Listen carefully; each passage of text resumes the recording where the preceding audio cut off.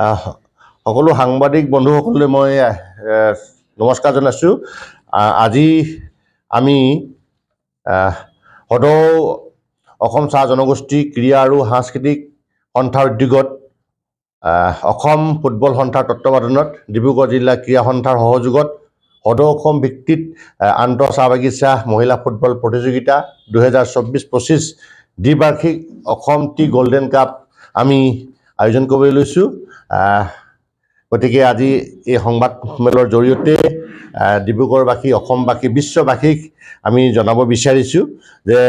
অহাকালিৰ পৰা যি আমাৰ গল্ডেন টি কাপ মহিলা ফুটবল হ'ব,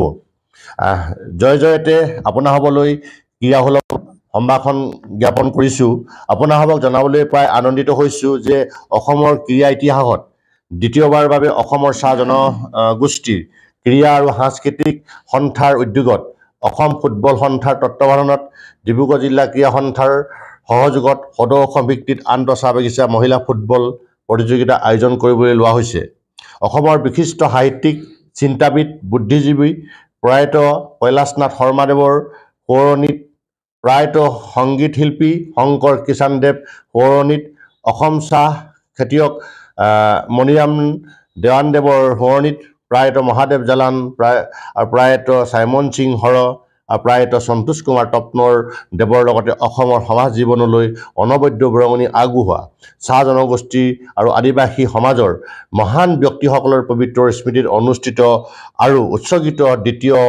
বাৰ্ষিক সদৌ অসম ভিত্তিত আন্তঃ চাহ বাগিচা মহিলা ফুটবল প্ৰতিযোগিতাৰ অসম টি গল্ডেন কাপ 2023-24-25 জানুৱাৰী তাৰিখে আমাৰ লেপেটকটা খেলপথাৰত অনুষ্ঠিত কৰিবলৈ ইতিমধ্যে লোৱা হৈছে। অসমীয়া জাতিৰ অবিচ্ছেদ অংগ চাহ জনগোষ্ঠী আৰু আদিবাসী সমাজৰ মহিলা খেলুৱৈসকলৰ বাবে এই প্ৰতিযোগিতাখিনি ক্ৰীড়া কৌশল প্ৰদৰ্শনৰ এক বৃহৎ মঞ্চ হোৱাৰ উপৰিও সমাজৰ নাৰী সবলীকৰণত গুৰুত্বপূৰ্ণ ভূমিকা পালন কৰি অসম ক্ৰীড়া জগতৰ বাবে এক আশাৰ ৰেঙনি কঢ়িয়াই আনিব বুলি আমি দৃঢ় বিশ্বাসী। অসমৰ বিভিন্ন ঠাইৰ পৰা অংশগ্ৰহণ কৰিবলগীয়া এই খেলখনত সৰ্বমুঠ 12টা টীম যোগদান কৰিছে। টীমকেইটা হৈছে আমাৰ এটা শিলচৰ, এটা হ'ল কোকৰাঝাৰ, এটা হ'ল শোণিতপুৰ, এটা গুৱাহাটী, লখিমপুৰ, যোৰহাট, শিৱসাগৰ, আমাৰ ডিব্ৰুগড় 4টা আছে আৰু তিনিচুকীয়া। এই 12টা টীমে ইতিমধ্যে অংশগ্ৰহণ কৰিব। গতিকে এই খেলখনত অহাকালি যিখন আমাৰ 23 তাৰিখে যিখন আমাৰ শুভাৰম্ভণি খেল হ'ব, এইখনত অসমৰ প্ৰাক্তন মুখ্যমন্ত্ৰী বৰ্তমানৰ কেন্দ্ৰীয় মন্ত্ৰী সৰ্বানন্দ সোণোৱাল ডাঙৰীয়াই আহি তেখেতৰ যোগেদি শুভাৰম্ভ কৰিব আৰু এই অনুষ্ঠানত আমি বিভিন্ন জাতি জনগোষ্ঠী কৃষ্টি সংস্কৃতিৰ আমি খেলখনৰ আৰম্ভণিৰ প্ৰাক মুহূৰ্তত আমি মাননীয় কেন্দ্ৰীয় মন্ত্ৰী সৰ্বানন্দ সোণোৱাল ডাঙৰীয়াক আদৰিম আৰু লগতে সেই অনুষ্ঠানতে অসম চৰকাৰৰ মাননীয় মন্ত্ৰী প্ৰশান্ত ফুকন ডাঙৰীয়া, অসম চৰকাৰৰ মাননীয় মন্ত্ৰী বিমল বৰা ডাঙৰীয়া, অসম চৰকাৰৰ মাননীয় মন্ত্ৰী ৰূপেশ গোৱালা ডাঙৰীয়াৰ লগতে আমাৰ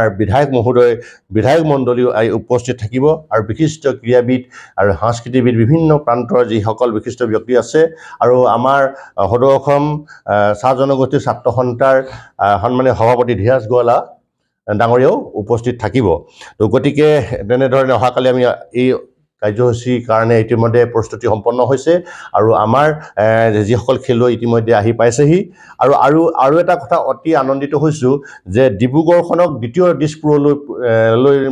লৈ যাবৰ কাৰণে অসমৰ মাননীয় মুখ্যমন্ত্ৰী কৰ্মশ্ৰী দক্ষ হিমন্ত বিশ্ব শৰ্মা ডাঙৰীয়াই পোনপ্ৰথমবাৰৰ বাবে ডিব্ৰুগড়ত গণতন্ত্ৰৰ দিনা তেখেতে ইয়াতে উদযাপন কৰিবৰ কাৰণে ইতিমধ্যে প্ৰস্তুতি চলোৱা হৈছে, সম্পন্ন হৈছে। আমি ডিব্ৰুগড়বাসী হিচাপে উজনি অসমবাসী হিচাপে অতি গৌৰৱান্বিত হৈছোঁ। তেখেতক আমি ধন্যবাদ আৰু কৃতজ্ঞতা জ্ঞাপন কৰিছোঁ। আৰু সেই দিনাখনে কিন্তু আমাৰ এই যিখন আমাৰ ফাইনেল চূড়ান্ত খেলখনত মাননীয় মুখ্যমন্ত্ৰী হিমন্ত বিশ্ব শৰ্মা ডাঙৰীয়াই গৈ তাতে